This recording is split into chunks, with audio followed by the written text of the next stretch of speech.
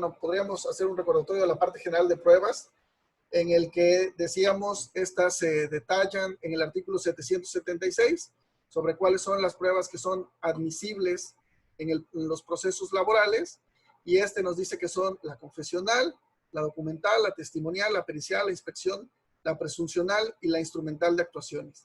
Dentro de las pruebas tenemos también las fotografías y aquellas que pueden ser derivadas de las tecnologías de la información o de las ciencias, como son cintas cinematográficas, registros dactiloscópicos, grabaciones de audio, o de las distintas tecnologías como sistemas informáticos, medios electrónicos, óptico, fax, correo electrónico o documentos digitales, así como firma electrónica, contraseña y en general aquellos que puedan ser derivados de los descubrimientos de la ciencia. Decíamos que para que estas pruebas sean admisibles, teníamos algunas reglas genéricas, como el hecho de que fueran relativas a hechos controvertidos, que tengan que ofrecerse en la misma audiencia y que tienen que tener relación con la litis. Estas pruebas, decíamos, deben ofrecerse acompañadas de todos los elementos necesarios y, si ustedes recuerdan, platicábamos sobre el ofrecimiento formal y el ofrecimiento material. Esto significaba que las pruebas debían ser entregadas en un sentido, en un doble sentido, es decir, en forma física y en forma legal, por decirlo así. Es decir, tendremos que realizarlo ya sea por escrito o ya sea de manera verbal, detallando las pruebas o los documentos precisamente a los que nosotros nos hayamos referido de esa manera. Otra de las características del ofrecimiento de las pruebas del procedimiento tradicional, que habría que decirlo también dentro del procedimiento relativo a la reforma, es precisamente lo relativo al interrogatorio libre o el principio de interrogatorio libre. Tendríamos que decir que este es considerado, según el artículo 781, o puede ser considerado, según el artículo 781, como una especie de prueba indirecta. El 781 nos dice, las partes podrán interrogar libremente a las personas que intervengan en el desahogo de las pruebas sobre los hechos controvertidos y hacerse mutuamente las preguntas que juzguen convenientes y examinar los documentos que exhiban. Esto significa que, decíamos, puede ser una prueba que se relaciona con otra prueba. ¿Ok? Otra de las reglas generales relativas a las pruebas son las que, decíamos, tienen que ver precisamente con el hecho de que la autoridad puede ordenar incluso el desahogo de alguna prueba cuando considere que ésta sea necesaria para contribuir al esclarecimiento de la verdad. Esto nos lo dice el artículo 783, el cual señala que toda autoridad o persona ajena al juicio que tenga un documento en su poder podrá contribuir al esclarecimiento de la verdad. Dice, además deberá aportarlos y en la audiencia de ofrecimiento y admisión de pruebas hasta antes del cierre de instrucción, cuando le sean requeridos por la Junta de Conciliación y Arbitraje. Platicábamos, si no mal recuerdo, también sobre lo relativo a las cargas probatorias. El 184 nos dice cuáles van a ser estas cargas y para ello nos dice que la Junta eximirá de la carga de la prueba al trabajador cuando por otros medios esté en posibilidad de llegar al conocimiento de los hechos y para tal efecto requerirá al patrón para que exhiba los documentos que de acuerdo con las leyes tiene la obligación legal de conservar en la empresa. Bajo el apercibimiento que de no presentarlos, se presumirán ciertos los hechos alegados por el trabajador. En todo caso, corresponderá al patrón probar su dicho cuando exista controversia sobre fracción primera, fecha de ingreso del trabajador. Segunda, antigüedad del trabajador. Tercera, faltas de asistencia del trabajador. Cuarta, causas de rescisión de la relación de trabajo. Quinta, terminación de la relación de trabajo. Constancia de haber dado aviso por escrito al trabajador de la razón de su despido, así como el contrato de trabajo, la jornada de trabajo, los pagos de días de descanso, el disfrute, el pago de vacaciones, pago de primas dominical, monto y pago del salario, pago de la participación de los trabajadores en las utilidades, así como la incorporación y pago de aportaciones al Instituto Mexicano del Seguro Social y demás entes de seguridad social. ¿Sí? Hasta ahí teníamos por cuanto hace a las reglas generales de las pruebas. Hablamos entonces ya dentro de las pruebas específicas de la prueba confesional. El artículo 186 nos dice que cada parte podrá solicitar que se cite a su contraparte para que concurra a resolver posiciones. Debemos decir que las posiciones forma de interrogar, pero de una manera afirmativa. Aunque antes de empezar el trabajo era un poco explícita en cuanto a este sentido, puedo señalar que ahora decíamos que el artículo 186 nos habla entonces de la prueba confesional. Decíamos que anteriormente se realizaba bajo algo que conocemos como posiciones. Habría que decir que de alguna manera, a pesar de la reforma de 2012, en la que de alguna manera se permite ya el interrogatorio libre, que ya estaba contenido en la ley desde antes, pero que de alguna manera se hace más énfasis al quitar la parte de en sentido afirmativo, las posiciones por regla general se hacen precisamente afirmando. Es algo como lo que le conocen, muy similar a lo que conocen en materia penal como el interrogatorio directo. ¿Sí? En ese sentido, habría que decir que las posiciones se realizaban entonces afirmando. ¿Sí? No se trataba de preguntas abiertas, sino únicamente de aquellas que permiten una respuesta afirmativa o negativa. Es decir, la respuesta tiene que ser sí o no, y se permite que la parte que responde realice algunas aclaraciones. El término confesional viene de latín confessio, que significa el reconocimiento personal de un hecho propio. En el verbo confesar se alude a una conducta que extraña la aceptación personal de haber sido actor de un acontecimiento o la admisión de saber algo. Tenemos que distinguir algunos tipos de confesiones, como la confesión simple, la confesión tácita, que se deriva de el silencio, la confesión ficta, como es aquella que se deriva de la incomparecencia a la prueba confesional, y la confesión expresa, que precisamente entraña la confesión espontánea de alguna de las partes, ya sea de manera verbal o ya sea de manera escrita, en alguna de las actuaciones en las que intervenga. ¿Sí? Las personas físicas pueden absolver posiciones directamente, o en caso de los apoderados, pueden ser únicamente a través de manera personal, mientras que las personas morales pueden realizarlo a través de sus representantes legales, al igual que ocurre con los sindicatos, quienes podrán absolver posiciones por conducto del secretario general o del representante autorizado por los estatutos y que cuente con las facultades legales para ello. También se puede solicitar que se cite absolver posiciones, según nos dice el artículo 787, a absolver posiciones personalmente a los directores, administradores y gerentes. Dice, cuando ejerzan funciones de dirección y administración, o a los miembros de las directivas, cuando los hechos que dieron origen al conflicto les sean propios.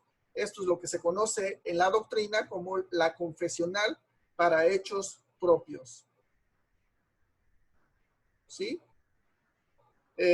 Para este efecto, la Junta ordenará se cita a los absolventes personalmente, decíamos, o por conducto de sus apoderados, bajo el apercibimiento, ojo aquí, hay una consecuencia, dice bajo el apercibimiento de que si no concurren el día y hora señalados, se les tendrá por confesos de las posiciones que se les articulen. ¿Sí? Si la persona citada, aquí en el 789 encontramos la consecuencia, si la persona citada para absolver posiciones no concurre en la fecha y hora señalada, se hará efectivo el apercibimiento a que se refiere el artículo anterior y se le declarará confesa de las posiciones que se hubiesen articulado.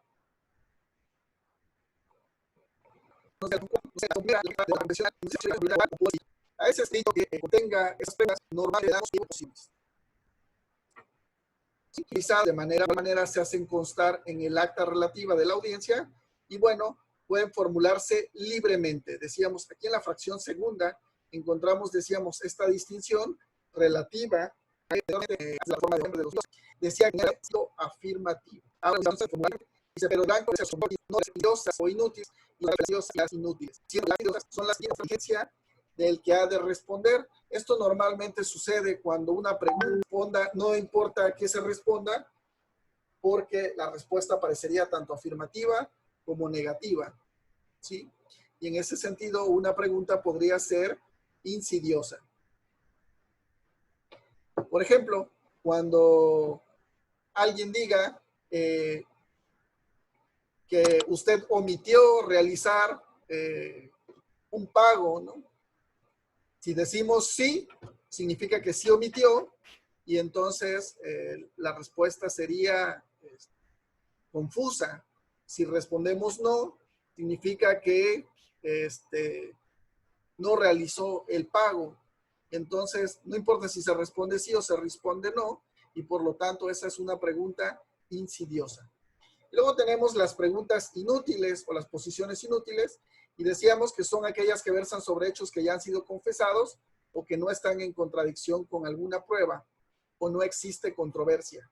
Decíamos que la litis se va a fijar precisamente entre aquello que se señala en el escrito inicial de demanda o sus ampliaciones, así como lo que haya contestado la parte demandada, ¿no?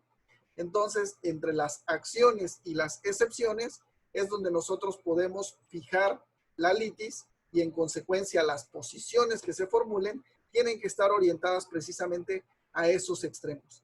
Si algún extremo no está dentro de la litis o aún estando dentro de la controversia ya hubiese sido confesado, por ejemplo, cuando alguien dice mi salario era de 2,000 pesos diarios, y entonces al contestar la demanda el patrón dice sí, efectivamente el salario era de 2,000 pesos, pues no tendría ningún caso hacer una posición sobre el monto del salario, porque el salario ha quedado de alguna manera acordado entre las partes, ha quedado expresamente admitido, y en tal sentido se considera que está confeso por cuanto a esa parte del salario.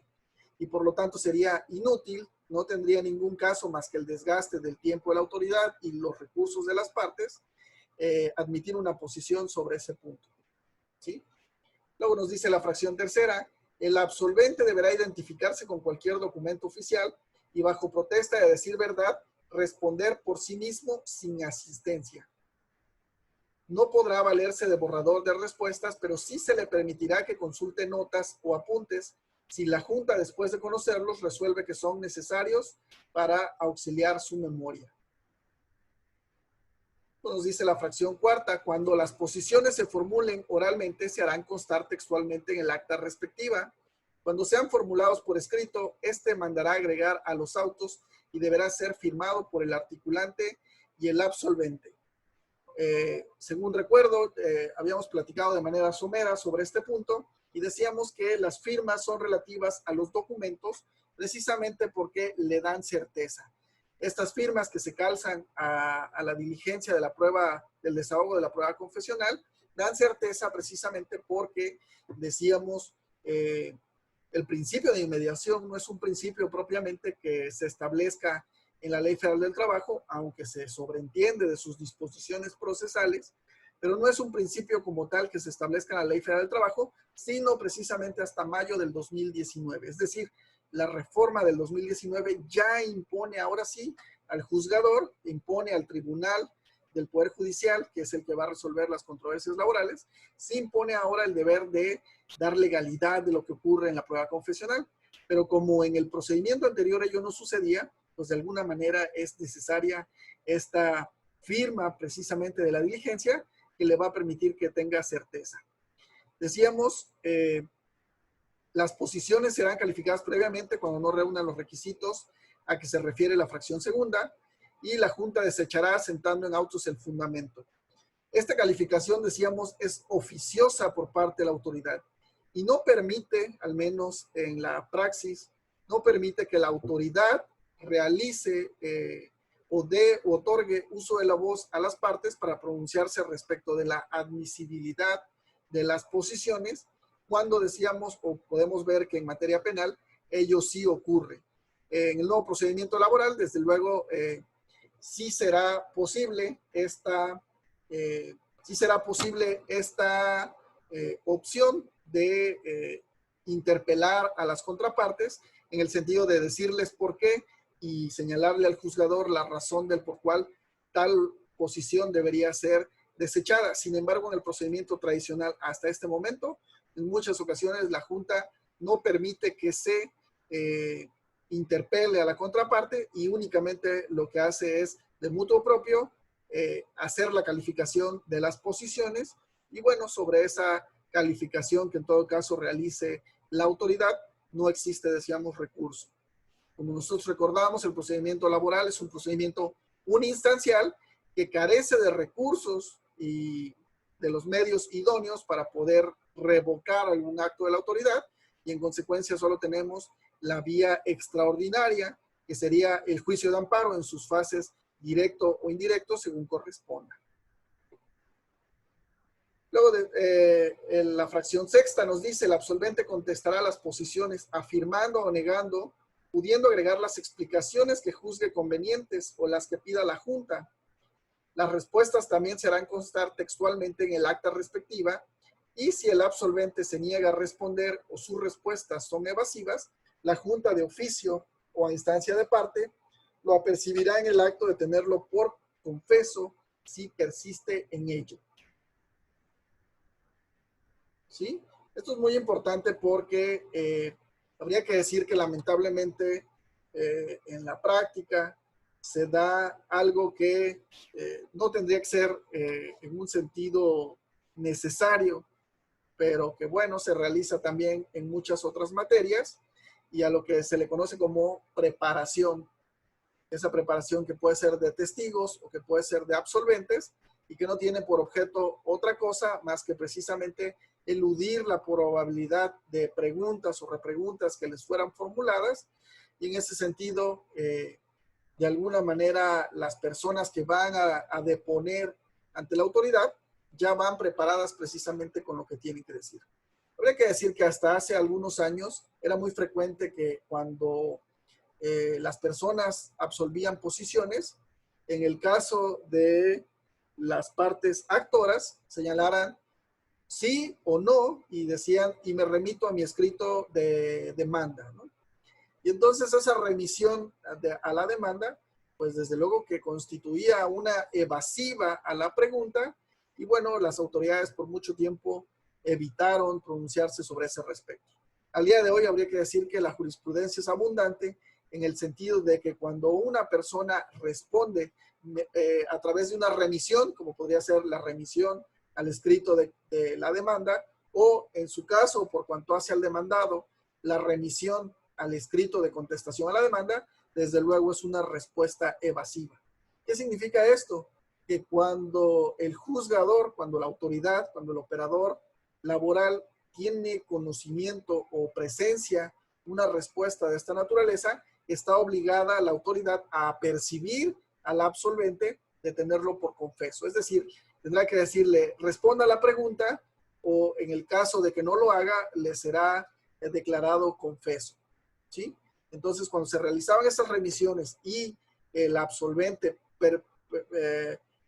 permanecía en ese comportamiento, permanecía en esa conducta, la autoridad podía declararlo por confeso, obviamente previo apercibimiento. ¿Sí? Esto es así porque además la fracción séptima nos dice si el absolvente se niega a responder o sus respuestas son evasivas, la junta de oficio o a instancia de parte lo apercibirá en el acto de tenerlo por confeso si persiste en ello. Y luego nos dice el artículo 791, si la persona que deba absolver posiciones tiene su residencia fuera del lugar donde se encuentre la junta, esta librará exhorto acompañando en sobrecerrado sellado el pliego de posiciones previamente calificado, del que deberá sacarse copia y que se guardará en el secreto de la junta. La junta exhortada recibirá la confesional en los términos que lo solicite la junta exhortante. El 792 nos dice, se tendrán por confesión expresa y espontánea las afirmaciones contenidas en las posiciones que formule el articulante. Luego nos dice el artículo 793, cuando la persona a quien se señale para absolver posiciones sobre hechos propios ya no labore en la empresa o establecimiento, previa comprobación del hecho, del oferente de la prueba será requerido para que proporcione el domicilio donde deba ser citada.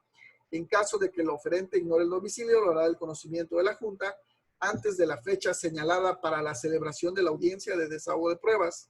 Y la Junta podrá solicitar a la empresa que proporcione el último domicilio que tenga registrado de dicha persona.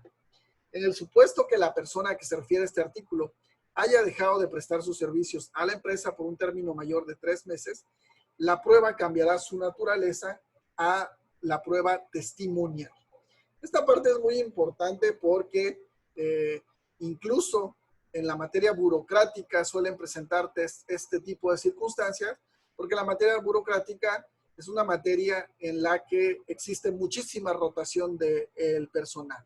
Existe muchísima rotación de los funcionarios públicos y como consecuencia, cuando se señala algún directivo o algún funcionario de alto nivel, normalmente para cuando es citado, para cuando es emplazado a comparecer a absolver posiciones, seguramente la administración ya habrá cambiado de funcionarios.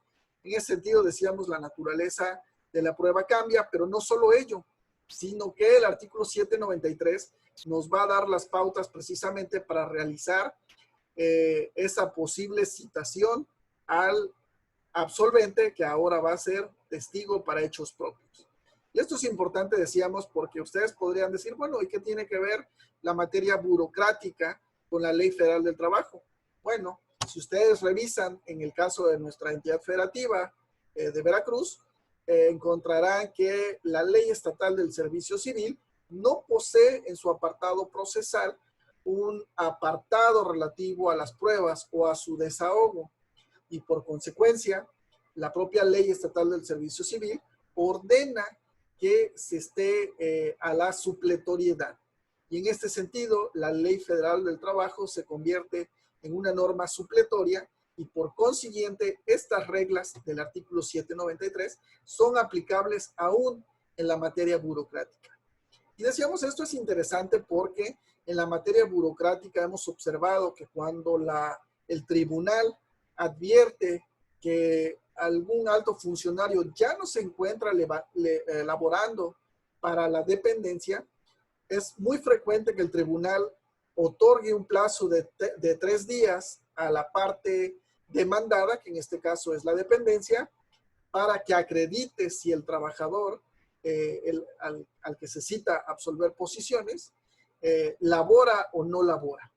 Y habría que decir que esa parte es ilegal, porque si nosotros leemos cuidadosamente el artículo 793, y por eso decíamos, todos los artículos y todas estas normas procesales son muy importantes, porque la autoridad a veces, y confundiendo ese principio de sencillez, suele incurrir en múltiples violaciones de naturaleza procesal. Y en ese sentido decíamos que el tribunal pide a la demandada que proporcione el domicilio, cuando lo que vemos que nos dice este artículo es que en primer lugar va a requerir al oferente de la prueba. No dice vas a requerir a la parte demandada, dice se requerirá al oferente de la prueba, dice para que proporcione el domicilio, ¿sí? Entonces, es quien lo tiene que proporcionar y lo tiene que hacer del conocimiento de la Junta o del tribunal en su caso. Y únicamente en el caso de que la persona ignore o lo desconozca, ahí sí puede solicitar que la demandada proporcione el último que tenga, pero una vez agotada precisamente esa circunstancia. ¿Sí? Ok. Luego, finalmente, el artículo 794 nos habla de la confesión expresa y nos dice, se tendrán por confesión expresa y espontánea de las partes, sin necesidad de ser ofrecida como prueba, las manifestaciones contenidas en las constancias o las actuaciones del juicio. ¿Sí? Entonces, encontramos ahí en estos artículos que acabamos de ver, las reglas relativas precisamente al desahogo, al ofrecimiento y a la admisión de la prueba confesional. Encontrábamos que tenemos unas reglas para ofrecer la prueba, tenemos unas reglas para que la prueba pueda ser admitida, pero habría que decir que incluso cuando ha sido admitida, esta prueba puede ser declarada o bien diligenciada, o bien desahogada, o bien declarada desierta. Diligenciada y desahogada pues sería para efectos prácticos lo mismo. Pero en el caso de que sea declarada desierta, esto podría ocurrir por diversas razones, ¿no? Ya sea que porque, por ejemplo, requiriéndonos el domicilio para citar a los absolventes, no lo proporcionáramos, o en su caso, por no haber señalado o acompañado los medios necesarios para el desahogo. Si ustedes recuerdan, el acompañar los medios necesarios para el desahogo es una regla general inherente a todas las pruebas. ¿Y cuál sería un elemento necesario para el desahogo?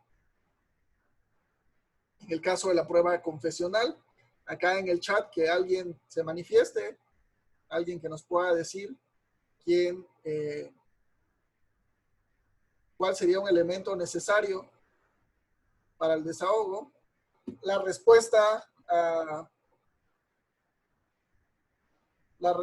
la pregunta de cuál sería un elemento necesario para el desahogo de la prueba confesional, pues era precisamente las preguntas o las posiciones. Es decir, si yo no formulo o exhibo mi pliego de posiciones, pues desde luego que la prueba confesional no podría ser desahogada por principio de pura lógica. Ese sería el primero de ellos. Y decíamos, Karen, punto, porque efectivamente se trata del pliego de posiciones. Si nosotros compareciéramos en la audiencia del desahogo de la prueba confesional y nos dieran gusto de la voz, por ejemplo, y nosotros en ese momento no formuláramos las preguntas, desde luego que la autoridad tendría que declarar esta prueba como desierta. Esto no significa que la prueba no hubiese sido emitida, a pesar de haberse encontrado legalmente ofrecida, sino que a pesar de haber sido legalmente ofrecida y haber sido previamente admitida por la autoridad, pues no podría desarrollarse ante la ausencia de posiciones. Esa era la respuesta correcta. Hay que decir que no solo la admisión de la prueba, no solo la exerción de la prueba, va precisamente a tener ese efecto de que perdamos el desahogo de la prueba. La prueba o el desahogo puede perderse como consecuencia de la deserción o como consecuencia, en todo caso, de que nos hicieran efectivos los apercibimientos y, en su caso, esa misma prueba nos pudiera deparar un perjuicio. Esto es, cuando nos las declararan confesas. Y decíamos que la ley contiene un apercibimiento que tiene que ver precisamente con la posibilidad de que el absolvente o quien tenga que acudir a la autoridad para absolver posiciones, precisamente no llegara a presentarse ante la autoridad laboral. ¿Sí?